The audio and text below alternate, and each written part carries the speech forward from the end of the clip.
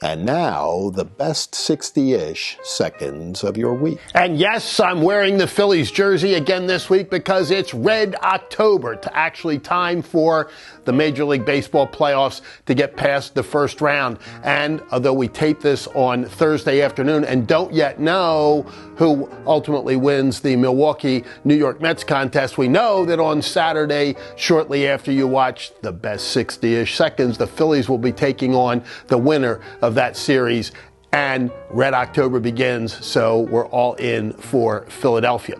And of course, the news was dominated this week by the vice presidential debate, the only one of the season, we believe, and it is inescapable that JD Vance walked all over Tim Walz during the course of that debate. A couple of noteworthy items. One, the only place where I thought JD Vance could have done better was on the very first question, where Tim Walz was asked what his response would be if he was in the room when Israel made a decision to go after Iran. He didn't come even close to answering the question. He talked about being a Midwestern kid and, growing up in a middle-class neighborhood and all that kind of nonsense, which Kamala Harris is so fond of giving us. And unfortunately, JD Vance pivoted to his own bio, which is much stronger than Tim Walz's, rather than saying, he didn't answer that question. Kamala Harris hasn't answered any question, so let me answer the question for you. But that was but a little tiny opportunity missed for JD Vance, because the rest of the night he completely dominated. And I think the thing that was most compelling to me was the fact that he took on those moderators. He didn't allow them to get away with breaking their own rules. Think about that. Breaking their own rules. They said they weren't going to quote unquote fact check, which is always an interesting choice of phraseology when it comes to the media. And of course they tried to do it with him, interrupting him, trying to change what he was saying, and he called them on it, did so incredibly effectively. Walz stood there not knowing quite what happened. The split screen was not kind to Tim Walz. You saw him frantically taking notes, making goofy faces, et cetera, and looking very, very nervous and un-vice presidential. Normally vice presidential debates don't matter very much because people vote for president, not for vice president. And even in those gotcha moments that we've had in vice presidential debates, the most famous two that come to my mind are the famous dust-up with Lloyd Bentsen and Dan Quayle in 1988, and Admiral Stockdale's mishap at the beginning of his debate in 1992. But this time it had a little bit of impact in my judgment, because folks were looking to see if, God forbid, either of the presidential candidates were not able to fulfill their term, what the U.S. would look like. And it is a marked difference between JD Vance and Tim Walz, and the American people now know it. What they had known previous to now was the media constantly telling them what a great hope Tim Walz was and what a disaster JD Vance was. And it turns out that exactly the opposite is the case. JD Vance comported himself incredibly well, really commanded the debate, was factual in his responses, clear in his approach, and again showed strong leadership versus the weakness of both Kamala Harris and her running mate, Tim Walz.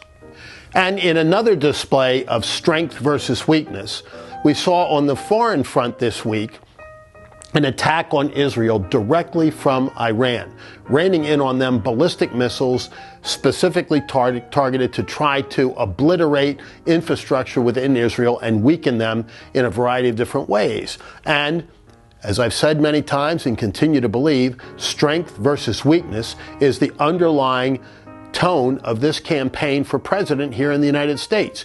The weakness of Kamala Harris and Tim Walz versus the strength of Donald Trump and JD Vance. And you saw it again this week in the response to Iran's attack, direct and specific, against Israel, with Joe Biden and Kamala Harris saying, oh, no, Israel, you can't fight back, you can't take, revenge or seek justice or even defend yourself. You're simply supposed to roll over and allow continued assaults upon your homeland with no response. They say, oh, we can't escalate this. It's already escalated. And the question is it met with strength or is it met with weakness? And we've known for many, many years that peace comes through strength, not through weakness. And that is, again, a compelling argument for the American people to support Donald Trump in this election. And I hope that a lot of you will be talking with your friends and neighbors about that point specifically. Joe Biden, Kamala Harris, again, exhibiting the weakness in foreign policy that has allowed these attacks to take place in the first place. You know, Donald Trump is right. They never would have happened had he been president. And we always take a moment at the end of the best 60-ish seconds to talk about heroes that have fallen. And this week, we had a couple from the world of sports. Dikembe Mutombo, the all-star NBA center who left a career with thousands of points scored and thousands of rebounds, but that wasn't his true record. His true record was what he did after the NBA, where he had multiple all-star games, led the 76ers to the finals when he was there, and had a glorious career on the court. But what he did off the court was so gigantic, helping his native Congo to build hospitals and schools, and something that I didn't know until just this week. He adopted children, but not children from afar. They were children of the brother of his wife who had passed away. Think about that. That's the kind of man he was, the things he did quietly, effectively, and courageously throughout his life, which ended far too soon because of brain cancer. He was a close friend of George W. Bush, and I saw him at some length at the opening of the George W. Bush Library in Texas a couple of years ago, and he was very proud of his conservative stands on a lot of issues. So Dikembe Mutombo, may he rest in peace. And the other death that we saw this week, coming somewhat unexpectedly, Pete Rose, who the day before was out signing autographs, passed away. The all-time leader in so many categories, of course, Major League Sports, but most notably the all-time hits leader, and a guy that played 1,900 winning games. As he said, if you went 100 games a season in wins, and few teams do that, it would take you 19 years to accomplish that. That record may not ever be broken, but Pete Rose did so much between the lines, as they say, and yet he suffered a lifetime ban from baseball for gambling. Now, nobody's going to condone gambling, but for all the cheating that's going on in sports, from guys shooting it up to other things, it's really a remarkable thing that Pete Rose was frozen out of the Hall of Fame. Some people are somewhat tongue-in-cheek saying, well, it was a lifetime ban, and since sadly his life has now ended, the ban ends too. So hopefully Pete Rose will be able to get into the Hall of Fame. What's fascinating to me as a side note is that you look at the major league ballparks today and they've got banners and signs all over the place telling people to go bet on sports and baseball in particular. And yet Pete was banned for doing it himself. He belongs in the Hall, and I hope that will happen soon. And for now, that is the best 60-ish seconds of your week. I do banquets all the time, right? And when I'm done with the banquet, I always take questions.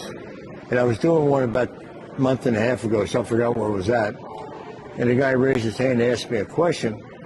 And he said, what do you think you'd hit if you were playing today? And I thought for a moment. I said, I don't know, 190, 195? He said, wow, pitching's really that good? I said, no, you dumbass. I'm 82 years old.